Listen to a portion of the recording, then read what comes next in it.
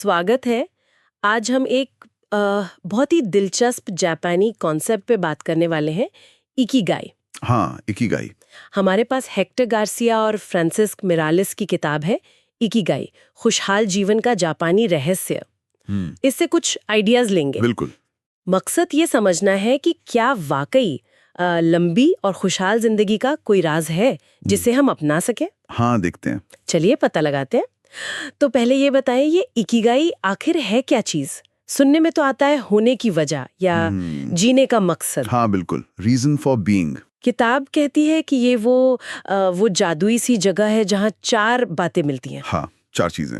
एक तो जो किसी को पसंद है। हाँ, दूसरा जिसमें वो माहिर है, मतलब अच्छे हैं। सही।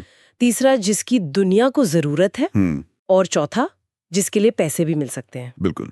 और देखिए, यहाँ जो बात इसे खास बनाती है ना, हाँ। वो ये है कि ये सिर्फ कोई किताबी फलसफा नहीं है। अच्छा।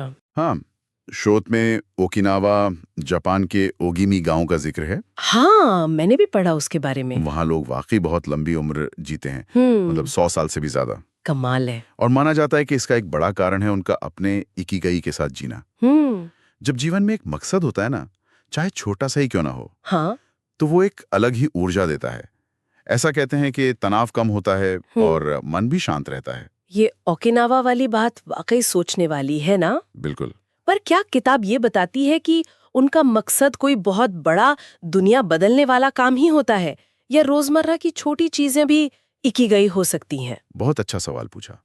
और यही तो इकिगाई की खूबसूरती है। अच्छा। किताब के अनुसार जरूरी नहीं कि ये कोई भव्य चीज हो। बिल्कुल नहीं। जैसे मान लीजिए बागवानी करना, हाँ। अपने पोते पोतियों के साथ खेलना, हाँ, या समुदाय के लिए कुछ छोटा सा करना, ये भी किसी का इकिगाई हो सकता है। मतलब मुख्य बात है वो संतोष और जुड़ाव जो उस काम से मिलता है। एग्जैक्टली, वही सबसे अहम है। अच्छा, किताब में कुछ और प्रिंसिपल्स का भी जिक्र है जो इससे जुड़े हुए लगते हैं। हाँ, कई और पहलू भी हैं। जैसे एक है हमेशा सक्रिय रहना, मतलब रिटायर हो भी गए तो भी रुकना नहीं। हाँ, एक्टिव रहना। दिमाग और शरीर को चलाते रहना जरूरी है, चाहे उम्र कुछ भी हो। बिल्कुल सही, बुढ़ापे में भी।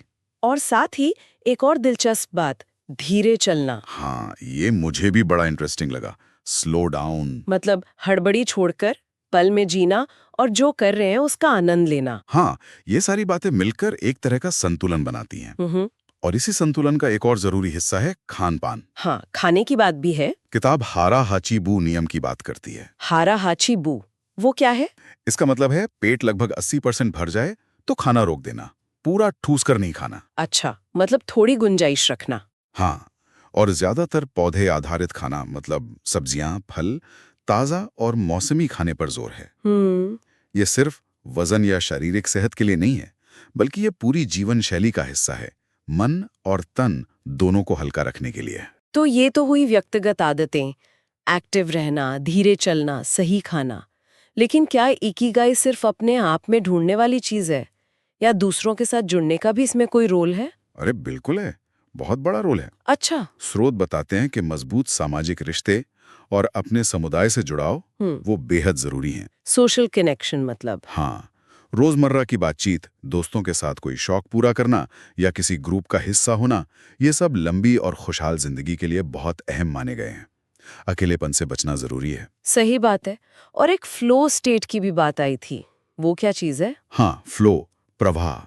ये वो स्थिति है जब कोई किसी काम में इतना डूब जाता है, इतना मग्न, कि उसे समय का, आसपास का ख्याल ही नहीं रहता। अच्छा, जैसे कोई पेंटिंग कर रहा हो या बिल्कुल, या खाना पका रहा हो, कोई खेल खेल रहा हो, कुछ भी जिसमें मजा आ रहा हो। चुनौती भी होती है पर मुश्किल नहीं लगती। किताब के अनुसार अक्सर लोगों का इकिगाई इन्हीं फ्लो वाली एक्टिविटीज में छिपा होता है। समझ गई, मतलब वो काम जिसे करते हुए वक्त का पता ही ना चले। वही। और आखिर में एक और बात थी, लचीलापन और सकारात्मकता, रेजिलियंस और पॉजिटिविटी। हाँ बिल्कुल, जीवन में मुश्किलें तो आती हैं, सबके आती है। सही है। ओकिनावा के बुजुर्गों का उदाहरण दिया जाता है कि वो चुनौतियों का सामना भी एक शांत और सकारात्मक रवैये से करते हैं। मतलब हार नहीं मानना। हाँ, और हर हाल में खुश रहने की वजह ढूंढना, जो है उसमें संतोष पाना, वर्तमान में जीना। तो कुल मिलाकर ये इकिगाई ढूंढना एक तरह से खुद को और अपनी छोटी छोटी खुशियों को गहराई से समझने जैसा है। बिल्कुल सही कहा। संदेश यही है कि इकिगाई कोई ऐसा बड़ा खजाना नहीं है जिसे एक दिन में ढूंढ लिया जाए। हाँ, ये कोई रेस नहीं है। ये छोटी छोटी चीजों में मिल सकता है, रोजमर्रा के कामों में, रिश्तों में, अपने शौक में। ये एक यात्रा है, कोई मंजिल नहीं। इसे खोजना और फिर उसे जीना, यही मायने रखता है। तो सार ये निकलता है कि लंबी और खुशहाल जिंदगी के लिए शायद किसी बड़े भव्य लक्ष्य का इंतजार करने की जरूरत नहीं है। बिल्कुल। सोचने वाली बात यह है कि इन सब सिद्धांतों को देखें तो ऐसी कौन सी छोटी रोजमर्रा की गतिविधि हो सकती है जिसमें किसी के लिए पहले से ही इकिगाई की एक चिंगारी मौजूद हो, जिसे शायद उन्होंने अब तक पहचाना ना हो।